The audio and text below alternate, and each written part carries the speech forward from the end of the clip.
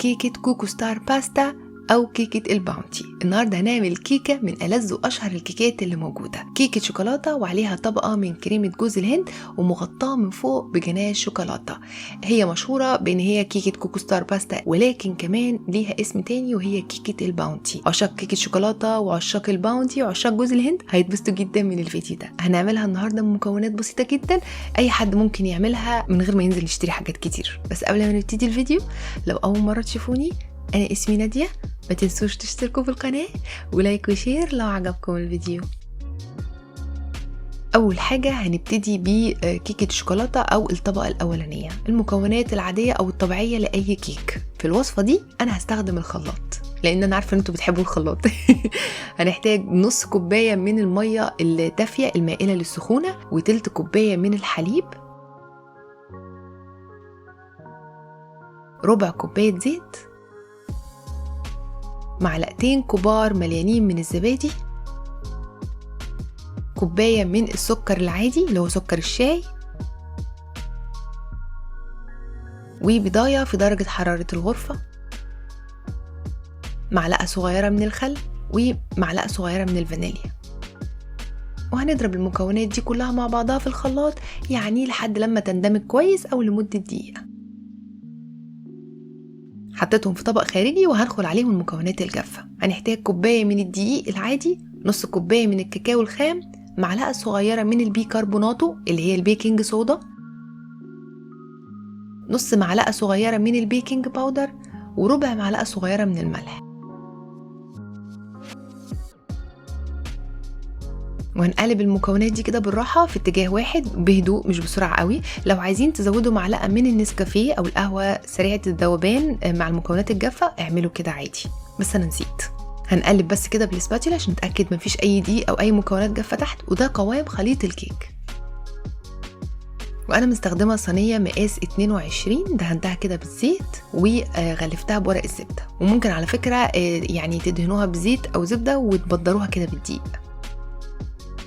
حطيت فيها خليط الكيك واديت لها خبطتين كده عشان اطلع الهواء، وحطيتها في فرن سخن على درجة حرارة 180 لمدة من 20 ل 30 دقيقة على حسب حرارة الفرن. يعني تطلعوها لما الخشبة تطلع نظيفة منها من نص الكيكة. وبعد كده سبتها تهدى نص ساعة وخرمتها بالخشبة، ما تخرموهاش وهي سخنة.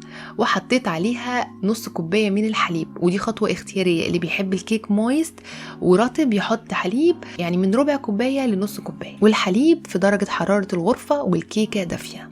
دلوقتي بقى هنجهز طبقة الكريمة. هنحتاج باكت من الكريم شانتيه، الباكت ده 150 جرام، وهنحط عليهم كوباية من الحليب الساقع. وهنضرب المكونات دي بالمضرب الكهربائي كده لحد لما الخليط ده يتماسك ويبقى قوامه تقيل زي ما انتوا شايفين كده.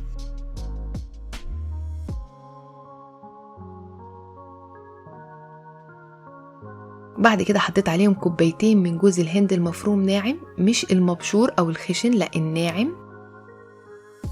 وهنقلب بقى الكريمه مع جوز الهند بحيث ان احنا ما نشوفش جوز الهند. يعني احنا عاوزين ان الخليط ده او الكريمه دي يبقى مش باين ان فيها جوز هند خالص. هتبقى قوامها متماسك زي ما انتوا شايفين كده.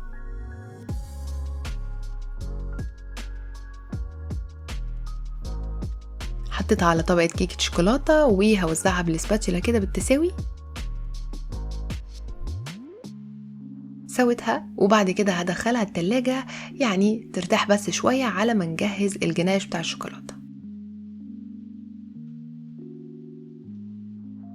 بالنسبة بقى لجناش الشوكولاتة، هو المفروض نسبة الجناش تبقى 1:1، يعني كوباية شوكولاتة لكوباية كريمة. طبعا أنا عارفة إنه مفيش كريمة عند معظم الناس أو إن هي غالية أو مش متوفرة، فأنا هستخدم القشطة وهقول لكم تعملوا إيه. أنا مستخدمة ميكس ما بين شوكولاتة الحليب والشوكولاتة الدارك. ممكن تعملوا كلها شوكولاتة دارك أو كلها شوكولاتة حليب. النسبة اللي أنا مستخدماها 1.5 لواحد، كوباية ونص من الشوكولاتة لكوباية من الكريمة. طبعا أنا حطيت علبة القشطة في كوباية معيارية وكملتها بالحليب علشان يبقى معايا كوباية من الكريمة. استخدمت نص كوباية من الشوكولاتة الدارك وكوباية من شوكولاتة الحليب، يعني كوباية ونص من الشوكولاتة ان توتال يعني، وعليهم كوباية من الكريمة علشان انا عاوزة الجناش يبقى تقيل شوية. سخنت القشطه كده على النار مع الحليب، وبعد كده حطيت عليهم الشوكولاته. ممكن تخلوا الجناش ده 1:1، يعني كوبايه شوكولاته لكوبايه كريمه. قلبت بقى الشوكولاته مع القشطه او الكريمه وهي سخنه لحد لما الشوكولاته ساحت خالص زي ما انتم شايفين كده. حسيتوا ان الجناش تقيل، خففوه عادي جدا بحليب.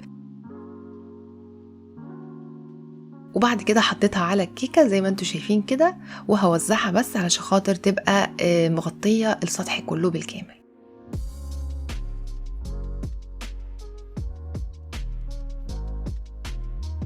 وبعد كده دخلتها التلاجة. ممكن تحطوها في التلاجة بقى ساعة أو يوم كامل. أنا عملتها بالليل والصبح فتحتها. طبعا هنفتح بسهولة جدا لأن احنا حاطين ورقة زبدة، وزينتها بشوية من الشوكولاتة البيضة كده، سيحت شوية من الشوكولاتة البيضة. لما تيجوا تقطعوها بقى، لو هتحطوا عليها شوكولاته بيضه من فوق، يبقوا حطوا السكينه تحت الميه السخنه علشان الشوكولاته البيضه بتجمد، وبيبقى تحسوا ان هي كده عماله تهري في الكيكه وانتوا بتقطعوها. طبعا الكيكه اللي تحت مويست ورطبه جدا، والكريمه بتاعت جوز الهند كان طعمها رائع، احلى من البونتي كمان. انا من عشاق جوز الهند ومن عشاق البونتي، متاكده ان الكيكه دي هتعجبكم جدا. وبس كده، اتمنى ان الفيديو يكون عجبكم. ما تنسوش تجربوا الكيكه وتقولي رايكم فيها، واشوفكم ان شاء الله المره الجايه في فيديو جديد.